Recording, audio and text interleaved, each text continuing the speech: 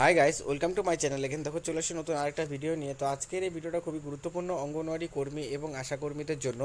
এই ক্ষেত্রে অঙ্গনওয়াড়ি এবং আশাকর্মীদের জন্য যে আপডেটটি রয়েছে, তোমরা জানো যে রিসেন্টলি ইলেকশন শেষ হয়েছে এবং নতুন সরকার কিন্তু গঠন করা হয়েছে।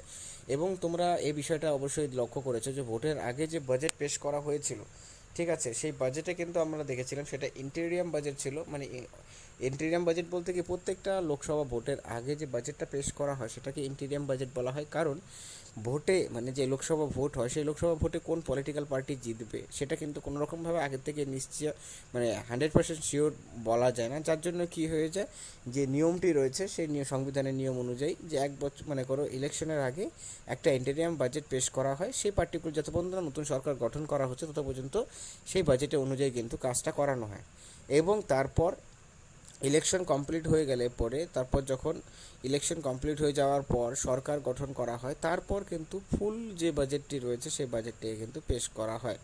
তো সেক্ষেত্রে আমরা রিসেন্টলি দেখেছি যে লোকসভা ভোট এর আগে ইন্টেরিয়াম বাজেট পেশ করা হয়েছিল এবং লোকসভা ভোটের পর সরকার গঠনও করা হয়ে গেছে। এবং এই যে বাজেট নতুন করে কিন্তু আবারও পেশ করা হবে এবং এই বাজেট কিন্তু 3 বছরের জন্য, মানে তোমাদের 4 বছরের জন্য হবে। কারণ 4 বছরের জন্য পার্টিকুলারলি নয়, বাট পার্টিকুলারলি বাকি যে সময়টা নেক্সট যে লোকসভা ভোট রয়েছে সেই সময় পর্যন্ত কিন্তু আমরা জানি যে বাজেট প্রত্যেক বছর বছর করে কিন্তু সেখানে আমাদের জানি যে এগুলো করা হয়। তো সেক্ষেত্রে এই যে বাজেটটি রয়েছে, লোকসভা ভোটের পর যে বাজেটটি রয়েছে, এখানে কিন্তু বিরাট বড় বড় চমক কিন্তু আসতে চলেছে। আমরা দেখেছি যে অঙ্গনওয়াড়ি আশাকর্মীদেরকে নিয়ে বিভিন্ন রকমভাবে করে পার্লামেন্টে যে ইন্টেরিয়াম বাজেট, সেই বাজেটের পর কিন্তু যে এমপিরা রয়েছেন তারা কিন্তু কথা উঠিয়েছেন যে অঙ্গনওয়াড়ি কর্মীদের প্রত্যেকটা রাজ্যে আলাদা আলাদা করে বেতন, যেহেতু কর্মীদের দিয়ে কাজ প্রচণ্ড করানো হচ্ছে এবং কাজের চাপ বেড়েই চলেছে, কিন্তু বেতন কোনো রকমভাবে বৃদ্ধি করা হচ্ছে না। তো এ নিয়ে একটা ক্ষোভ অবশ্যই রয়েছে এবং বিভিন্ন এমপিসরা তারা কিন্তু পার্লামেন্টে এই বিষয়টা নিয়ে কথা উঠিয়েছেন। তো সেই ক্ষেত্রে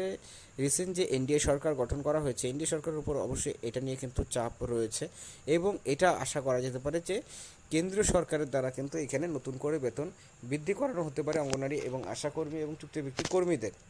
এবং এই যে বেতনটা বৃদ্ধি করার কথা বলা হচ্ছে, এখানে বেতনটা কিন্তু বৃদ্ধি হওয়ার পিছনে রিজন কতগুলো রয়েছে সেগুলো আমরা তোমাদের সাথে তুলে ধরার চেষ্টা করবো। কারণ 1 নম্বর পয়েন্ট হচ্ছে যে নতুন শিক্ষানীতি। তোমরা জানো যে ইলেকশনের আগে কিন্তু 2020 সালেই কিন্তু নতুন শিক্ষানীতি নিয়ে কিন্তু যে প্রেজেন্টলি যে এনডিএ সরকার রয়েছে তারা কিন্তু এটা চালু করেছেন।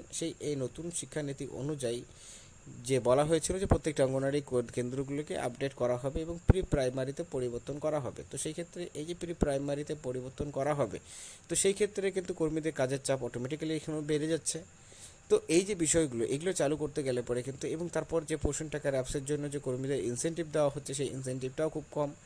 এবং এছাড়াও কর্মীদের বিভিন্ন রকম যে স্মার্টফোনের কথা বলা হয়েছিল 10,000 টাকা করে দেওয়া হবে, কিন্তু ফলস্বরূপভাবে আমরা দেখেছি যে তারা কিন্তু এখনও পর্যন্ত স্মার্টফোনের কোনো রকম টাকাই তারা পাননি। তো এইগুলো কিন্তু অবশ্যই একটা প্রেশার রয়েছে সরকারে।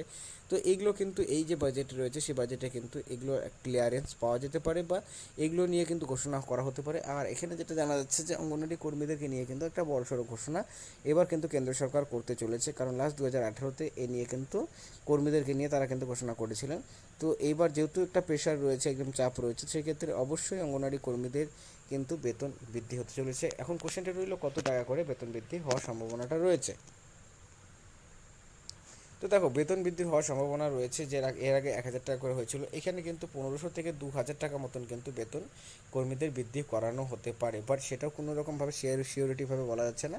কিন্তু 1,000 টাকা করে যেহেতু বেতন আগে বৃদ্ধি করা হয়েছে, তার থেকে কম কিন্তু আর হওয়ার চান্সেসটা নেই।